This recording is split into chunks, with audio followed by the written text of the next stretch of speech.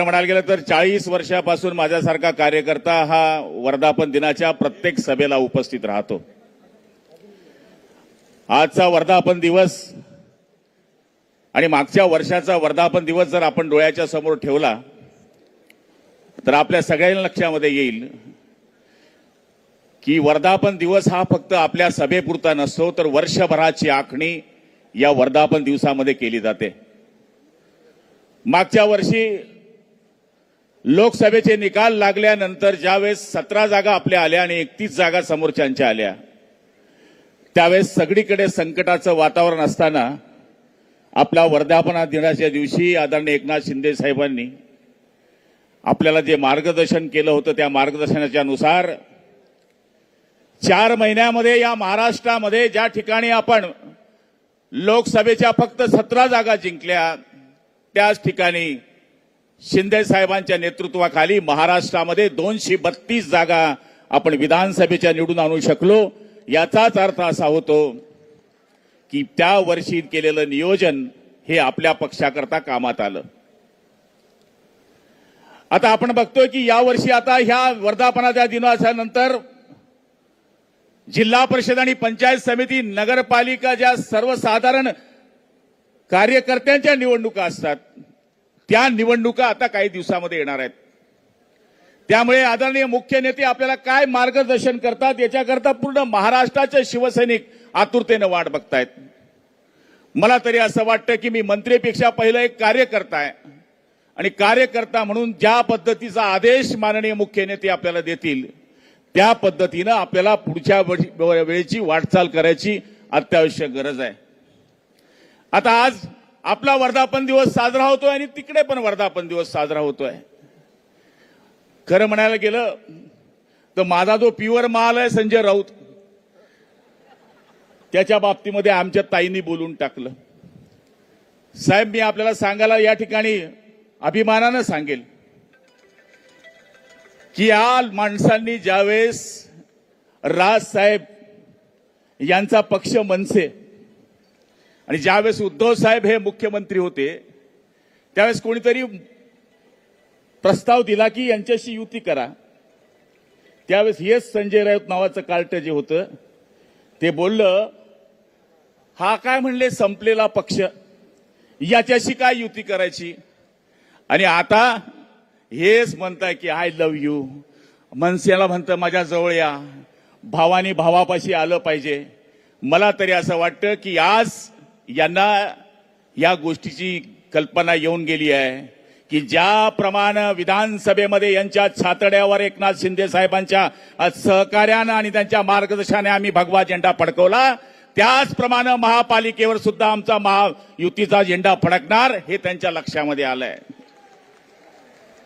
ते शिंदे साहेबांवर त्यांनी काल परवाकडे एक स्टेटमेंट केलं की म्हणले आम्ही अयोध्येला गेले, अयोध्येला जाताना आम्ही पण तुमच्या बरोबर होतो. अयोध्येला गेल्यावर म्हणले शिंदे साहेबांनी मला एका खोलीमध्ये सांगितलं, काय सांगितलं की म्हणले आपण 2 जण मिळून बाहेर पडूया, सगळा गट घेऊन बाहेर पडूया. आता त्याच्या स्वप्नामध्ये आलं आणि आता ते बोलायला लागलं की त्यावेळेस ते बोलले, अहो तुम्ही शिंदे साहेबांना बोलले होतात की आपण 2 मिळून हा पक्ष हायजॅक करूया, या पक्षाला संपवूया.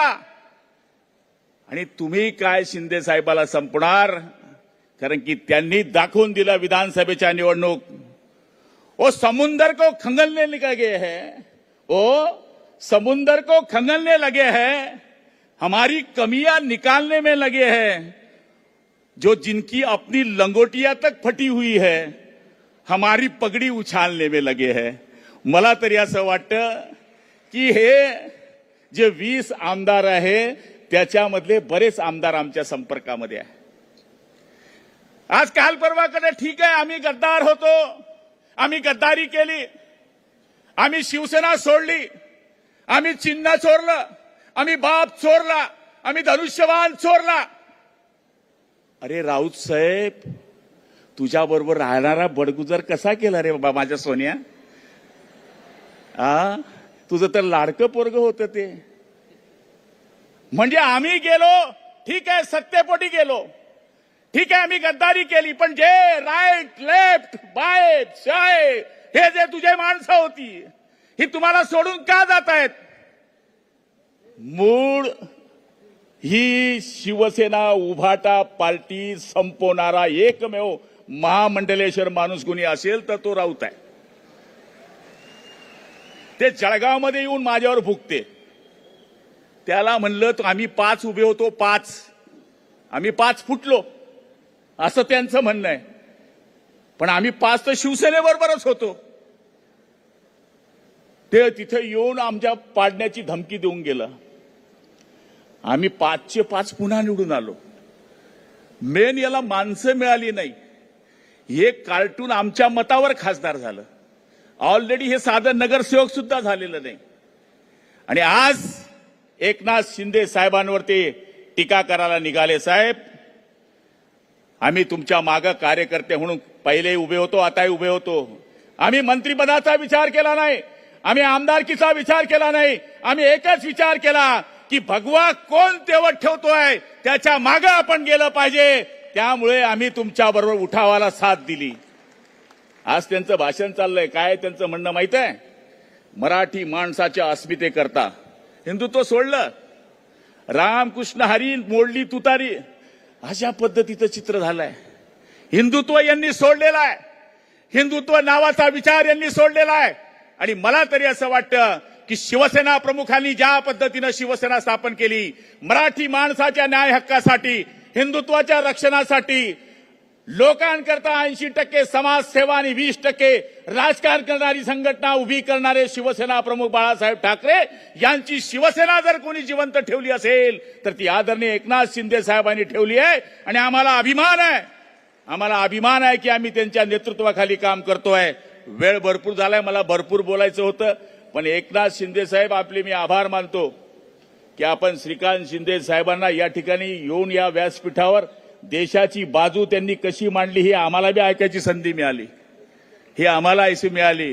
राजा का बेटा राजा नहीं बनेगा, काळजी करू नका, अपने आप बन जाएगा वो आदमी. अभी सांगायची गरज नाही, कारण की त्यांनी ज्या ठिकाणी देवराची आणि त्यांनी जी बाजू आपल्या देशाची मांडली, आपण सगळ्यांनी टाळ्या वाजून त्यांचं स्वागत केलं पाहिजे की आपण अशा पक्षामध्ये काम करतो की ज्या पक्षाचे 2 खासदार देश लेवल नव्हे तर आंतरराष्ट्रीय देशामध्ये सुद्धा जाऊन त्यांनी या ठिकाणी आपलं काम केलेलं आहे.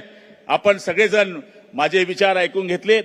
फक्त आपल्याला हात जोडून विनंती आहे की शिंदे साहेब ज्या पद्धतीने आपल्याला पुढच्या काळामध्ये या निवडणुकीचे आदेश देतील, पक्ष संघटनेचे आदेश देतील, त्या पद्धतीने आपण सगळं काम करण्याचा प्रयत्न करण्याचं वचन त्यांना देऊया ही विनंती करतो. आई जगदंबा तुम्हाला उदंड आयुष्य देव, बलदंड शक्ती देव. संजय राऊतचा सत्यानाश हो. जय हिंद. धन्यवाद साहेब. यानंतर थोड्याच वेळात एकनाथजी शिंदे